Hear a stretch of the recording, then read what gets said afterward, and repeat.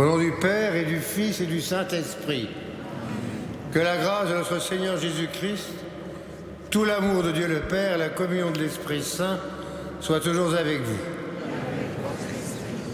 Frères et sœurs rassemblés autour de cet autel, mettons-nous en présence du Seigneur. Reconnaissons bien humblement notre péché. Je confesse à Dieu Tout-Puissant que j'ai péché en pensée, en parole, par action. Oui, j'ai vraiment péché. C'est pourquoi je supplie la Vierge Marie, les anges et tous les saints, et vous aussi même. Que Dieu Tout-Puissant nous fasse miséricorde, qu'il nous pardonne tous nos péchés, nous conduise à la vie éternelle. Amen.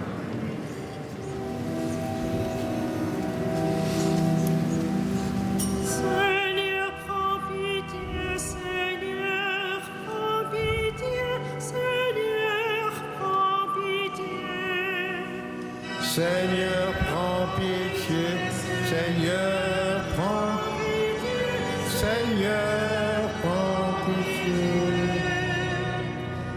Ô Christ, prends pitié, ô Christ, prends pitié, ô Christ, prends pitié.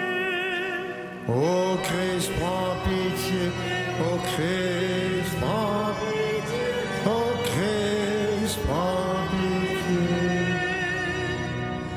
Seigneur, prends pitié, Seigneur, prends pitié, Seigneur, prends pitié. Seigneur, prends pitié, Seigneur, prends pitié, Seigneur, prends pitié. Prions le Seigneur. Accorde-nous, Dieu Tout-Puissant, de conformer à ta volonté nos paroles et nos actes dans une inlassable recherche des biens spirituels. Par Jésus le Christ, notre Seigneur.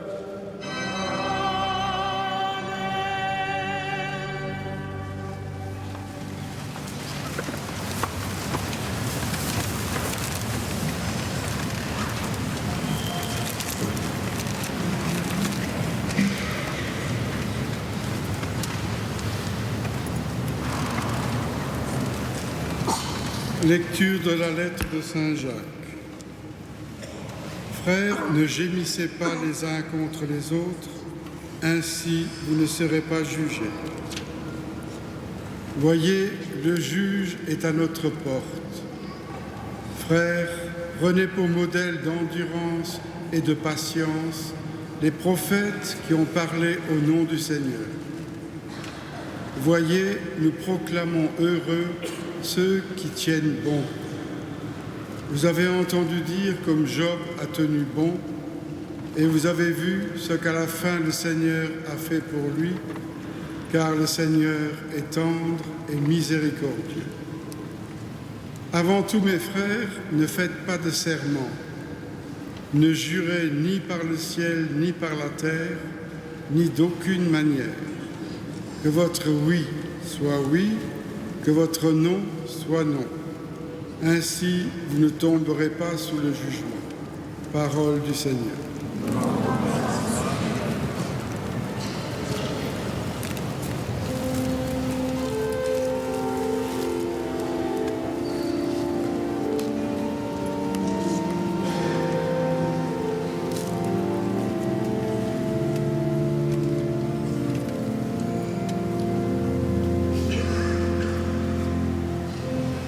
Le Seigneur a tendresse et pitié.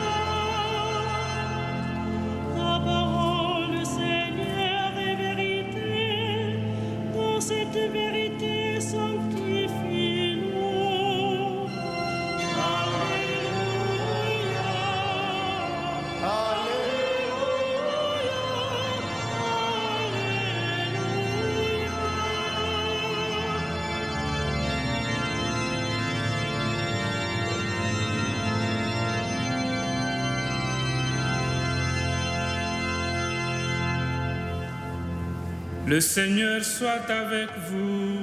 Et avec votre esprit. Évangile de Jésus-Christ selon saint Marc. Gloire à toi, Seigneur.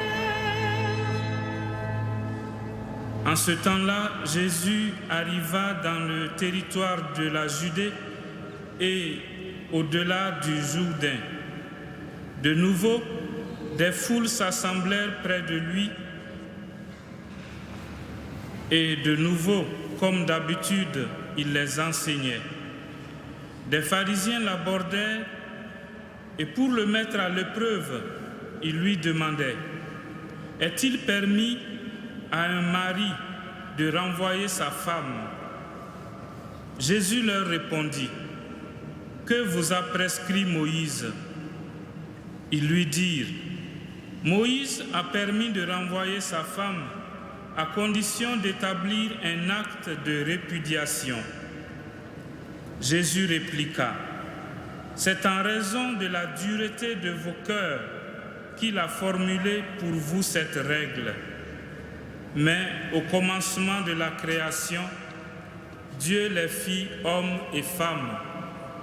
À cause de cela, l'homme quittera son père et sa mère et s'attachera à sa femme, et tous deux deviendront une seule chair. Ainsi, ils ne sont plus deux, mais une seule chair. Donc, ce que Dieu a uni, que l'homme ne le sépare pas. De retour à la maison, les disciples l'interrogèrent de nouveau sur cette question. Il leur déclara: celui qui renvoie sa femme et en épouse une autre devient adultère envers elle. Si une femme qui a renvoyé son mari en épouse un autre, elle devient adultère. Acclamons la parole de Dieu. Louange à toi, Seigneur Jésus.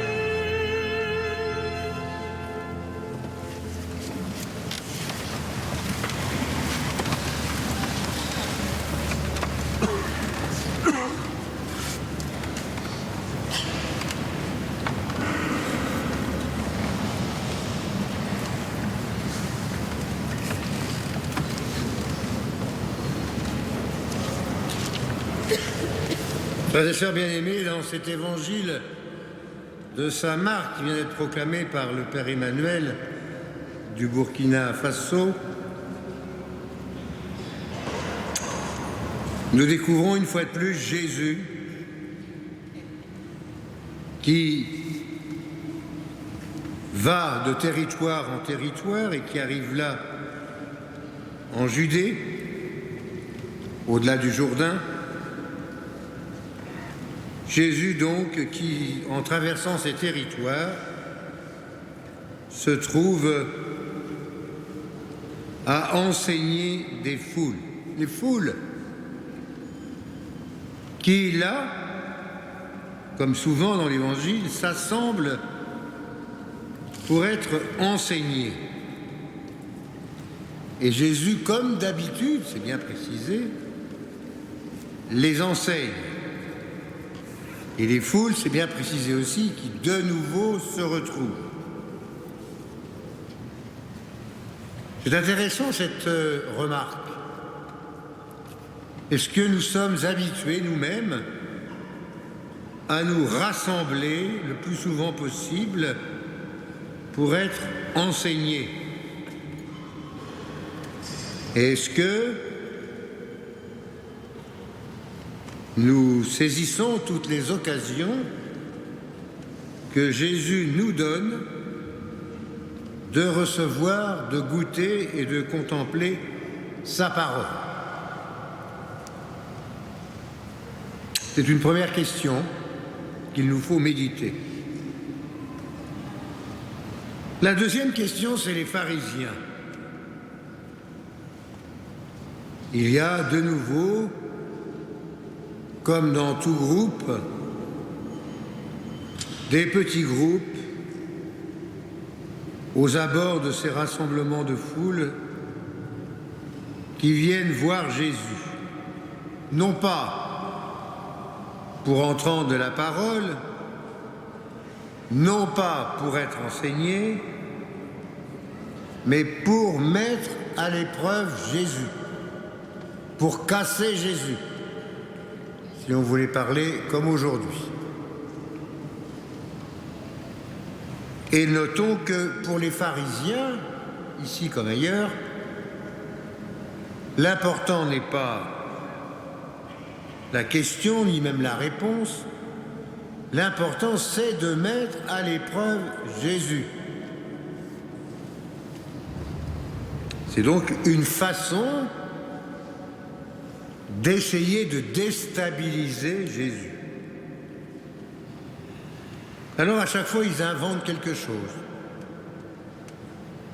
Est-il permis, cette fois-là, à un mari de renvoyer sa femme? Alors, toujours pareil, Jésus répond dans un premier temps en demandant ce que Moïse a prescrit. Et puis, dans un deuxième temps, Jésus leur parle de leur cœur, la dureté de leur cœur. Et c'est pourquoi il y a des règles. Et Jésus reprend l'essentiel du fondement de ces règles. Dieu fit homme et femme, et à cause de cela, l'homme quittera son père et sa mère et s'attachera à sa femme. Tous deux ne deviendront qu'une seule chair. Ainsi, ils ne sont plus deux, mais une seule chair. Ce que Dieu a uni, que l'homme ne le sépare pas. Donc, à l'occasion d'une question, voilà que Jésus fait une catéchèse sur le mariage et qui devient presque plus ferme, plus dure, plus forte que même la manière dont Moïse avait traité l'affaire. Du coup, le soir venu, de retour à la maison, les disciples interrogeaient Jésus de nouveau sur cette question. Et Jésus reprécise ce que c'est que l'adultère. Donc les disciples en ont aussi pour leur argent. Ils reposent la question et Jésus reformule la réponse. Alors voyez-vous, mes amis, souvent dans notre façon de vivre et de prier en chrétien, nous sommes parfois attachés davantage aux récriminations envers le Seigneur, plutôt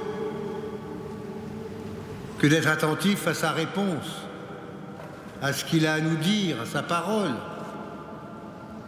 à la nourriture qu'il nous donne. Il faut lui demander donc de savoir raison garder, d'être comme ces foules qui avaient envie d'être enseignées, parce qu'elles découvraient qu'elles étaient des gens, des personnes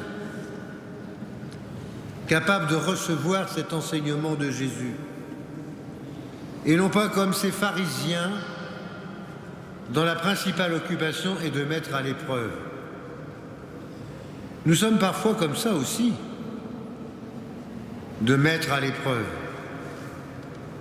Alors demandons au Seigneur qu'entre mise à l'épreuve ou demande d'enseignement,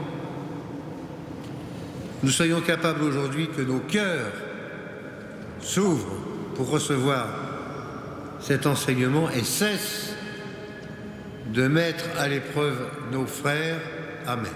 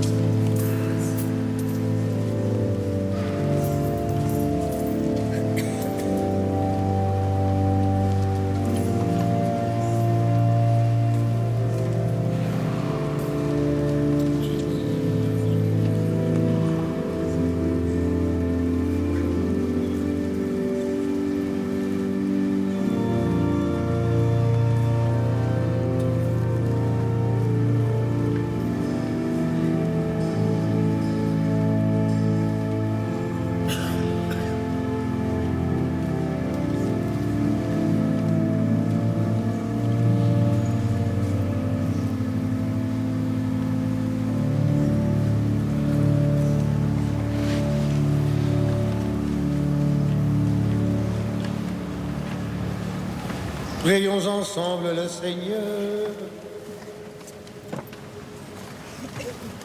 En célébrant avec respect tes mystères, Seigneur, nous te supplions humblement que les dons offerts pour te glorifier servent à notre salut. Par Jésus le Christ, notre Seigneur.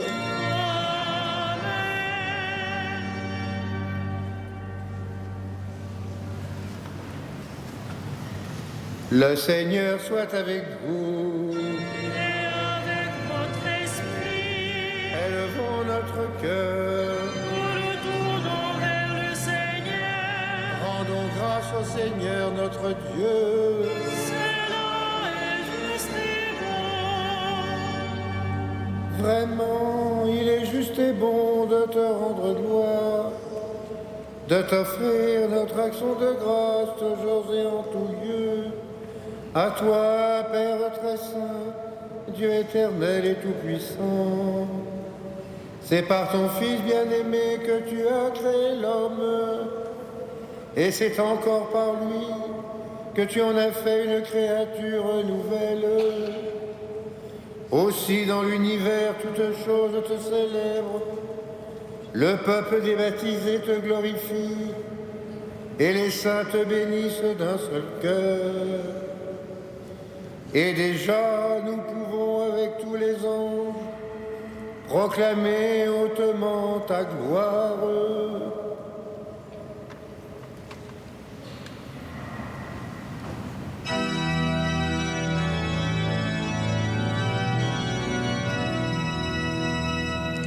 Saint, Saint, Saint, le Seigneur, Dieu de l'univers, le ciel et la terre sont remplis de ta gloire. Hosanna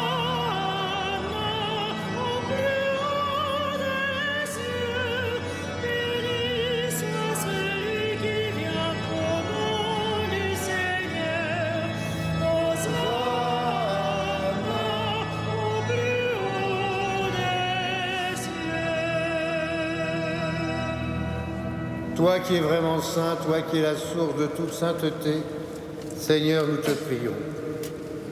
Sanctifie ces offrandes en répandant sur elles ton esprit, qu'elles deviennent pour nous le corps et le sang de Jésus le Christ, notre Seigneur. Au moment d'être livré, d'entrer librement dans sa passion, il prit le pain, il rendit grâce, il le rompit, le donna à ses disciples en disant « Prenez et mangez-en tous, ceci est mon corps livré pour vous. »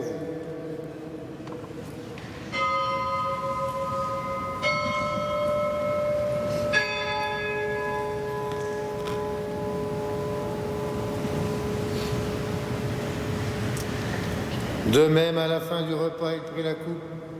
De nouveau, il rendit grâce et la donna à ses disciples en disant « Prenez et buvez-en tous, car ceci est la coupe de mon sang, le sang de l'alliance nouvelle et éternelle, qui sera versé pour vous et pour la multitude en rémission des péchés. Vous ferez cela en mémoire de moi. »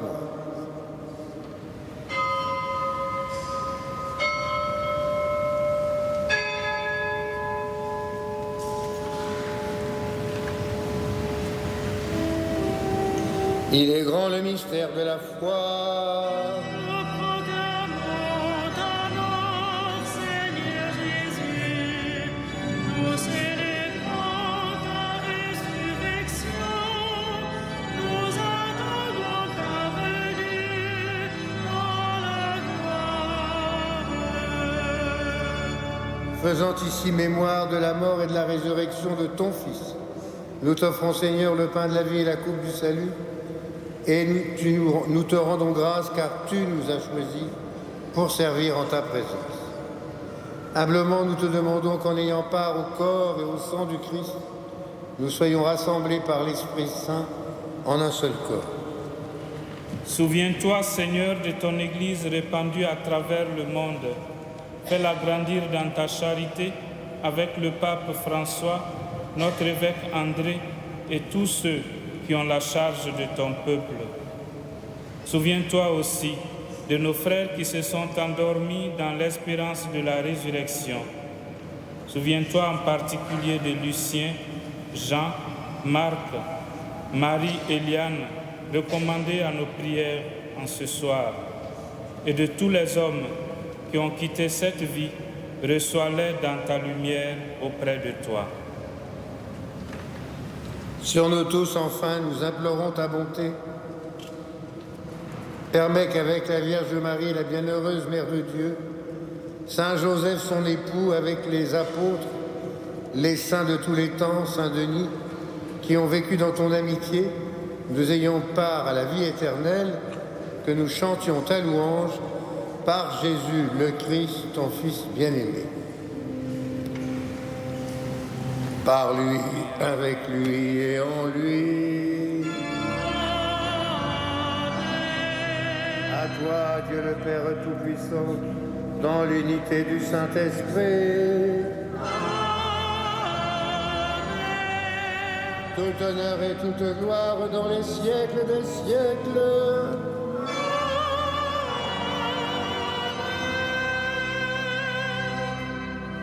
Prions comme nous l'avons appris du Sauveur et selon son commandement, nous osons dire. Notre Père, que ton nom, que ton règne vienne, que ta volonté soit faite, sur la terre comme au ciel. Donne-nous aujourd'hui notre pain de ce jour. Pardonne-nous nos offenses comme nous pardonnons aussi à ceux qui nous ont offensés. Et ne nous soumets pas à la tentation, mais délivre-nous du mal. Délivre-nous, Seigneur, de tout mal et donne la paix à notre temps. Par ta miséricorde, libère-nous du péché. Rassure-nous devant les épreuves en cette vie, où nous espérons le bonheur que tu promets, l'avènement de Jésus le Christ, notre Sauveur.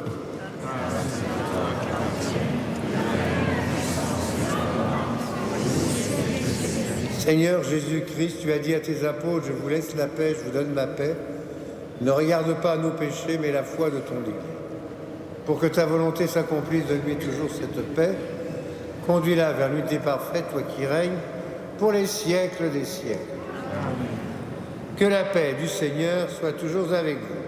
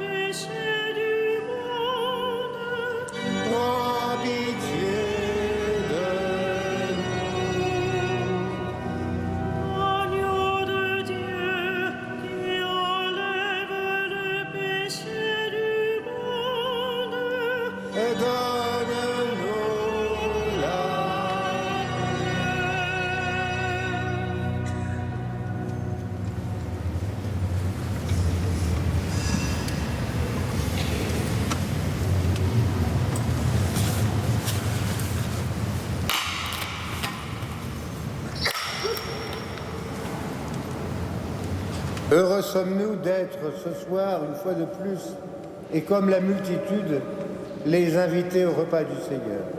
Voici Jésus, voici l'agneau de Dieu, celui qui enlève le péché du monde.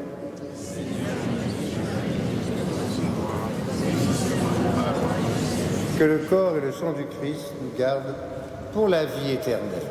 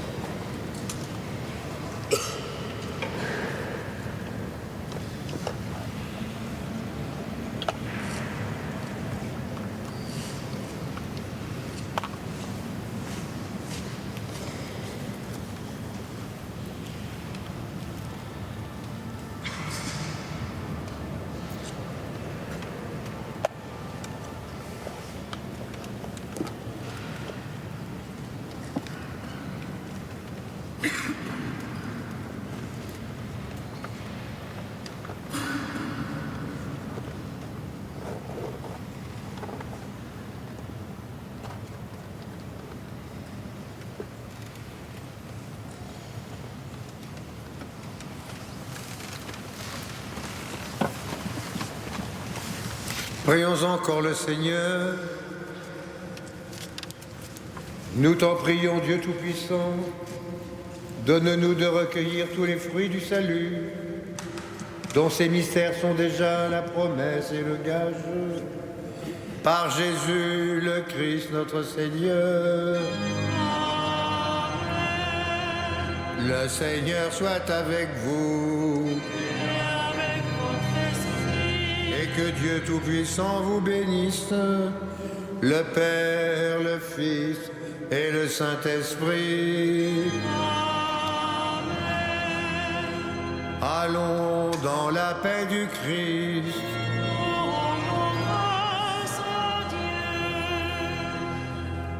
Et comme chaque soir à Notre-Dame, tournons-nous et confions-nous à Marie. Salve Regina,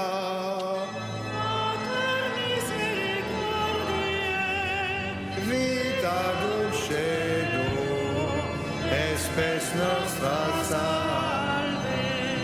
A te clamamus, exules filii, a te suspiramus, gementes et flectes, in ac lacrimarum